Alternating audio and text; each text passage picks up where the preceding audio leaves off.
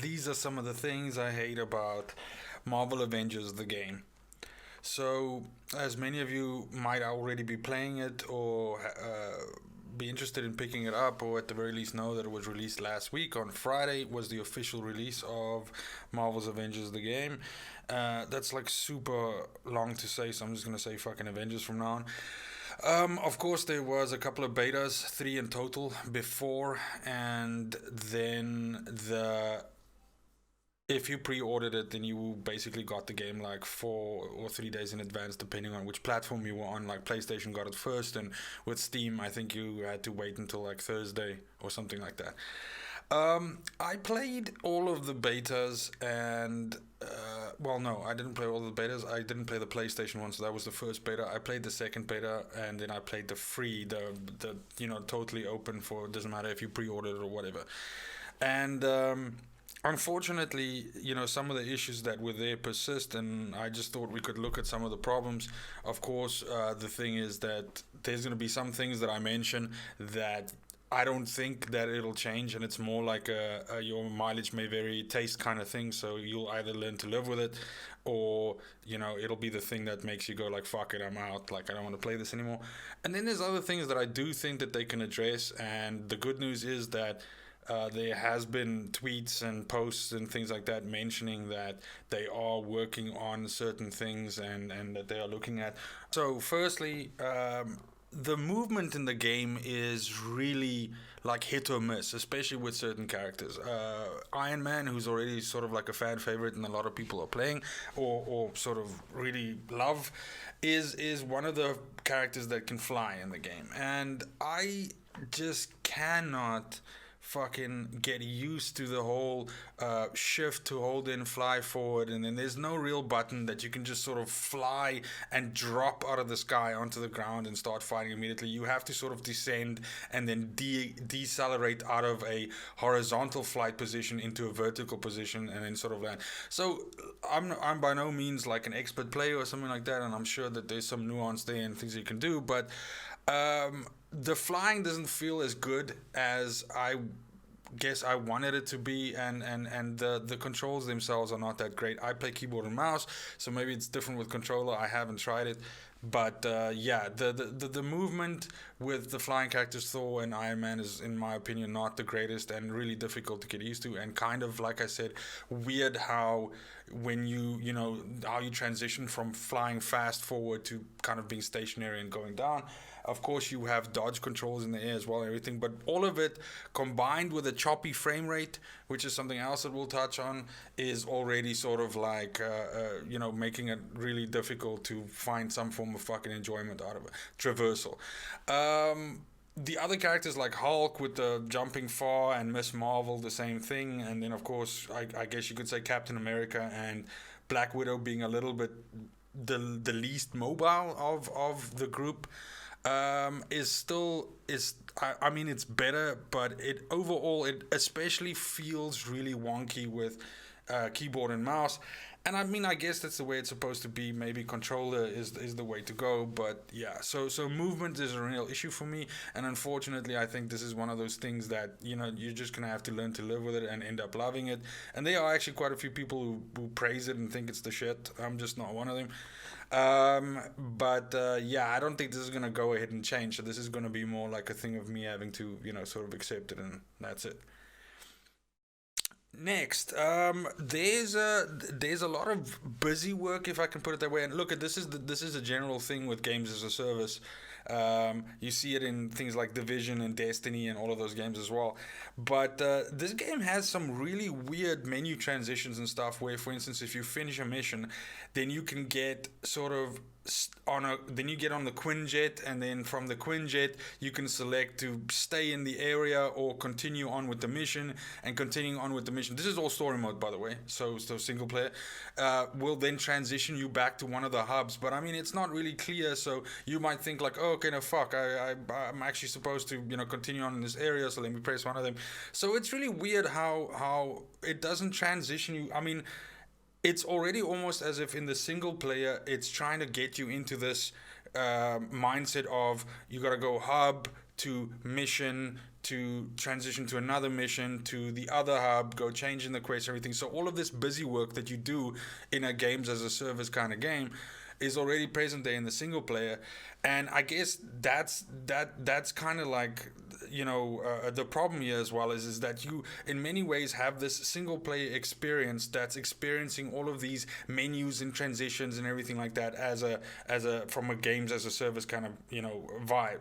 I don't know if that makes sense, but you really see the two sort of ideals clashing here, and that is that the game desperately wants to be a single player, and that's where it's getting a lot of its praise for, by the way, as well. And I think a lot of the honeymoon phase of the game, once people sort of get past that, is going to go away from that, and then transition to the multiplayer aspect of it, the online component. But yeah, it really feels like this weird fucking marriage between the two, and it's not doing either of them particularly well. So it's got some strengths, but it's got it's almost like the inclusion of the multiplayer, like intruding into the single player, fucking weakens it somehow. And then of course the multiplayer is okay. I don't know if the multiplayer is weakened by the single player content. That doesn't make any sense. But yeah, it definitely feels like that multiplayer shit starts leaking into the fucking single player experience, if that's all that you wanted to do. And so yeah, it leaves a lot of this busy work and weird menu transitions, and it's not always explained very well and all of that. So again, maybe something they can do about it. I mean, Jesus, look at a game like Destiny that's gone through so many fucking iterations of different menus and interfaces and that sort of thing. So yeah, but I mean, Destiny's old as fuck, so this isn't something that's necessarily going to be worked on right now. So yeah, it's again one of those, you just got to fucking deal with it, and that's it. Next one, stability and fucking bugs. I mean, this should have been the first thing that I mentioned, but it's really fucking bad. There's basically, take your pick from what kind of bugs you want. With the multiplayer, it's incredibly, unstable. Sometimes you don't get matched up. Sometimes you get matched up and then the game just hangs. Sometimes you get dumped back to the menu. Sometimes you encounter a driver error. And it's really weird. Sometimes I'll play like a 6-7 hour stretch and I won't have a single fucking problem. Not once. And then the next day, I'll crash 3 times before I'm even able to load into the fucking game. I'll get I'll go from the menus, hit play, go in, hit start, bloop to desktop. And that'll happen once or twice. Then I'll go through, then I'll go into a mission, then it'll crash in a mission. The stability and the bugs also, I mean, there's sound issues. Like check out this, for instance. This happens to me all the fucking time, like at least once or twice a session. Is the sound will either go away completely, or so I'll see the icons that Jarvis or whomever is talking to me, but there's no fucking voice coming through. So then I'm like, fuck me, I gotta turn on subtitles, I suppose. And then the other thing is sometimes the sound will just corrupt, like for instance here. So like this is what Iron Man's fucking repulsors are supposed to sound like normally.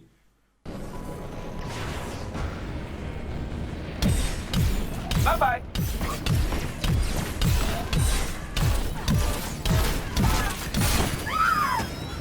And then this is what happens, and this happens a lot, like at least more than 10 times it's happened to me already in a 40-hour play session, not consecutively, but in total. This is what it sounds like then.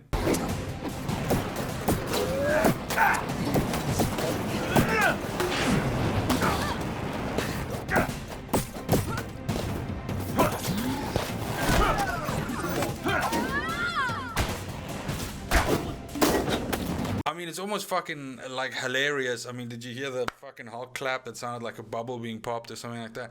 So yeah, it's really it's bad.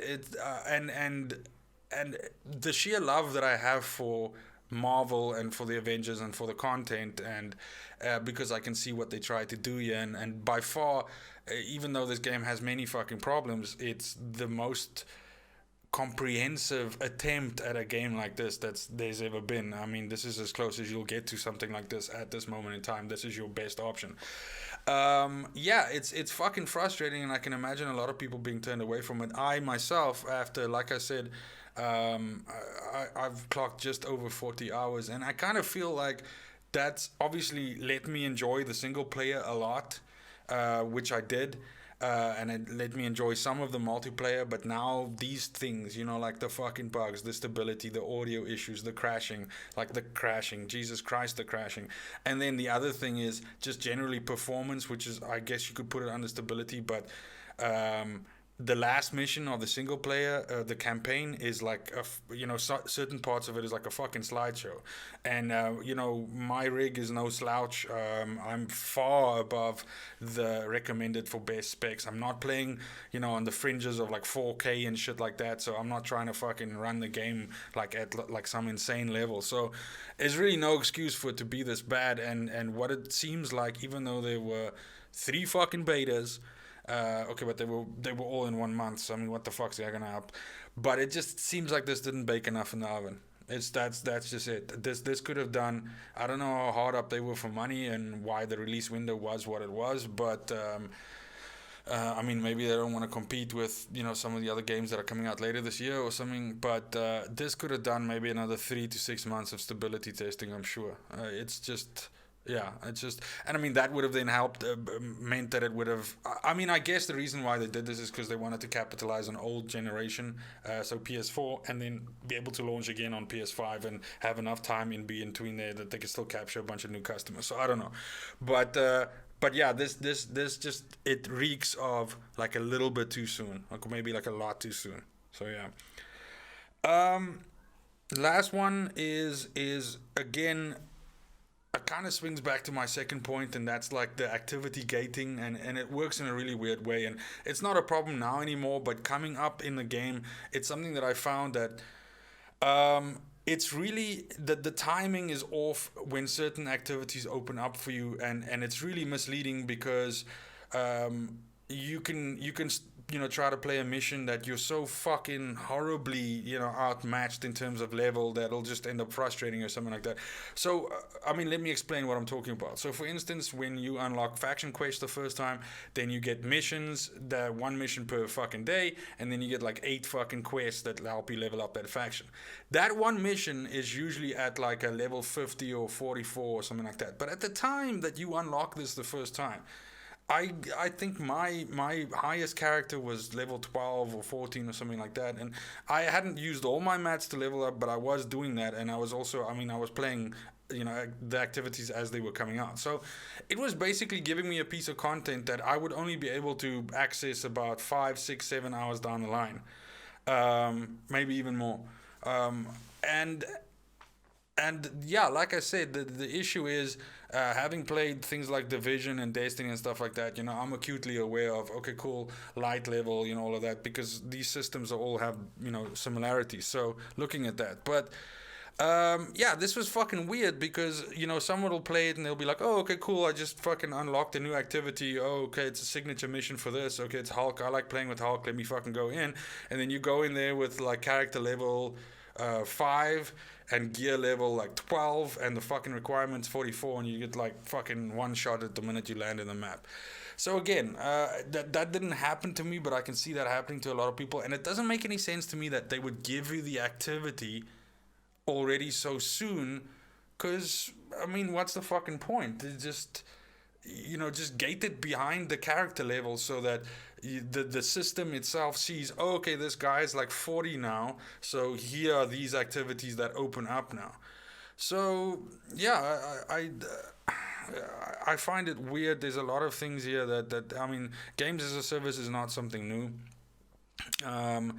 These games have been around since forever, and you've got some how can I say, you've got some really good examples of things that have worked and that haven't worked when you look towards your Destinies and your Divisions and things like that. So there was a lot of things there for them to mine for information, so they could sort of like see, okay, this isn't going to work, this is going to work, everything like that.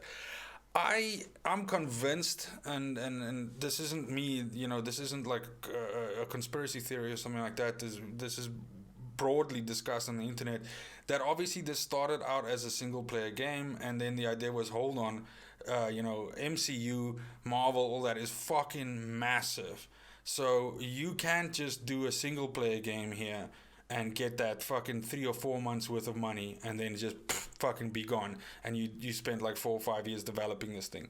We need to turn it into something that we can monetize and create money over time, and we can release more fucking characters, and we can charge for those characters, and we can fucking charge for the cosmetics, and all of that shit. And that's what spawned this, for sure. It's got weird things in, like each character has a battle pass, but I mean, you know what I mean. So yeah, it's just really strange. Like I fucking want to love the shit out of this game, and in certain ways I do, but I know when a game is slowly but surely pissing me off and making me go like, like the minute something slightly better comes around, like this is gonna take a back seat, and I don't want that to happen, but I mean, it fucking is what it is. The game does so much right, but the things it does wrong, are so fucking, noticeable and so irritating. And yeah, that's the thing. So yeah, I didn't make a top 10. I didn't make a top 5. These things I was just riffing off the top of my head. From, like I said, from just over 40 hours of playing the game. I don't know if I'll do another 40, and that makes me sad because there's a part of me that wants to, but yeah, like I said, a couple of more crashes, things like that. If you're trying to fucking, build content, like I'm fucking recording, material, and it's just crashing out and shit the whole time. So yeah, it's irritating as fuck. But anyway, please feel free to comment, and give me your thoughts about what you think about the game, and how it's been for you, concerns that you have, things that you hope that they do. And otherwise, yeah, thanks for watching. Thanks for stopping by. Go ahead and have a good evening, and cheers.